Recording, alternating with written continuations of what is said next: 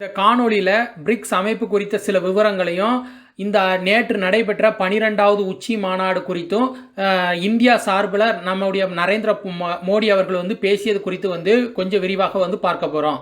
முதலாவதாக பார்த்தீங்கன்னா, Brazil, Russia, India, சீனா, தென்னாப்பிரிக்கா ஆகிய நாடுகளால் இணைந்து உருவாக்கப்பட்டது தான் இந்த பிரிக்ஸ் அப்படிங்கிற அமைப்பு. இதற்கான வார்த்தையை முதல்ல யார் உருவாக்கியிருக்காங்க அப்படின்னு பார்த்தீங்கன்னா, பிரிட்டிஷ் பொருளாதார நிபுணர் ஜிம் ஓ நீல் அப்படிங்கிறவங்க. பிரிக் அப்படிங்கிற வார்த்தையை தான் அவர் உருவாக்குனார். 2006ஆம் ஆண்டு இந்த 4 நாடுகளின் குழு ஒரு அமைப்பை முறைப்படுத்தியிருக்காங்க. 2010 பார்த்தீங்கன்னா தென்னாப்பிரிக்காவுடன் இணைந்து இந்த பிரிக்ஸ் அப்படிங்கிற அமைப்பாக இதை உருமாற்றியிருக்காங்க.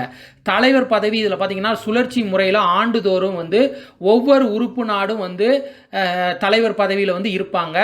பிரிக்ஸ் வங்கியினுடைய மாநாடு ஆண்டுதோறும் நடத்தப்படுகிறது.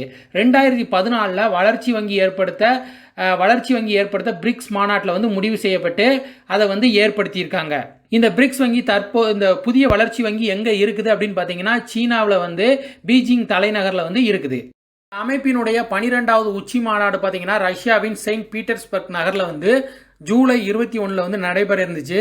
ஆனால் கரோனா அச்சுறுத்தல் காரணமாக இது தள்ளி வைக்கப்பட்டிருக்குது. இதை தொடர்ந்து நேற்று, அதாவது 17/11/2020 அன்று காணொலியில் நடைபெற்றிருக்குது. இதில் பிரேசில் அதிபர் ஜேர் போல்சோனாரோ அப்படிங்கிறவங்களும், ரஷ்ய அதிபர் விளாடிமிர் புதின், இந்திய அதிபர் பிரதமர் மோடி, சீன அதிபர் ஜி ஜின்பிங், தென்னாப்பிரிக்கா அதிபர் சிரில் ராமபோசா ஆகியோர்கள் பங்கேற்றிருக்காங்க. உலகின் மிகப்பெரிய பிரச்சனையாக தீவிரவாதம் உருவெடுத்திருப்பதாக நம்முடைய பிரதமர் சொல்லியிருக்காங்க. இந்த தீவிரவாதத்தை வேறறுக்க வேண்டும், தீவிரவாதத்துக்கு ஆதரவு அளிக்கும் நாடுகளையும் குற்றவாளிகளாக அறிவிக்க வேண்டும் அப்படிங்கிறத நம்முடைய பிரதமர் நரேந்திர மோடி அவர்கள் அறிவிச்சிருக்காங்க.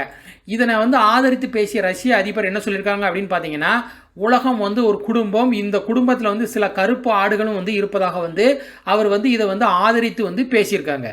மேலும் பிரதமர் மோடி இந்த உச்சி மாநாட்டில் பேசும்போது என்ன சொல்லியிருக்காங்க அப்படின்னு பார்த்தீங்கன்னா, ஐநா பாதுகாப்பு கவுன்சிலில் சீர்திருத்தங்களை மேற்கொள்ள வேண்டும், உலக சுகாதார அமைப்பு, சர்வதேச செலாவணி நிதியம் ஆகியவற்றில் சீர்திருத்தங்களை கொண்டு வர வேண்டிய அவசியம் எழுந்திருக்கிறது அப்படின்னு இருக்காங்க. கரோனா வைரஸுக்கு தேவையான மருந்துகளை சுமார் 150க்கும் மேற்பட்ட நாடுகளுக்கு இந்தியா அனுப்பியிருக்குது. இதன் மூலமாக பார்த்தீங்கன்னா, இந்திய மருந்து நிறுவனங்களின் உற்பத்தி திறனை உலக நாடுகள் வியந்து பாராட்டியிருப்பதாக அவர் தெரிவிச்சிருக்காங்க. இந்த கரோனா வைரஸ் காலகட்டத்தில் சுயசார்பு இந்தியா திட்டத்தை தீவிரமாக நாங்கள் செயல்படுத்திட்டு இருக்கோம். இதன் மூலமாக சர்வதேச சந்தைக்கு தேவையான பொருட்களை இந்தியா உற்பத்தி செய்து விநியோகிக்கும். பிரிக்ஸ் மாநாடுகளில் தனியார் நிறுவனங்கள் இடையிலான பொருளாதார ஒத்துழைப்பையும் அதிகரிக்க நடவடிக்கை எடுக்க வேண்டும் அப்படிங்கிறத சொல்லியிருக்காங்க. மேலும் பார்த்தீங்கன்னா, இந்த ஆண்டுக்கான தலைமை பொறுப்பில் இருந்தது யார் அப்படின்னு பார்த்தீங்கன்னா ரஷ்யா. இதை காணொலி மாநாட்டின் போது பார்த்தீங்கன்னா இந்தியாவிடம் இந்த தலைமை பொறுப்பு ஒப்படைக்கப்பட்டிருக்குது. இதன்படி அடுத்த ஆண்டுக்கான பிரிக்ஸ் மாநாட்டை இந்தியா நடத்தும் அப்படிங்கிறத சொல்லியிருக்காங்க.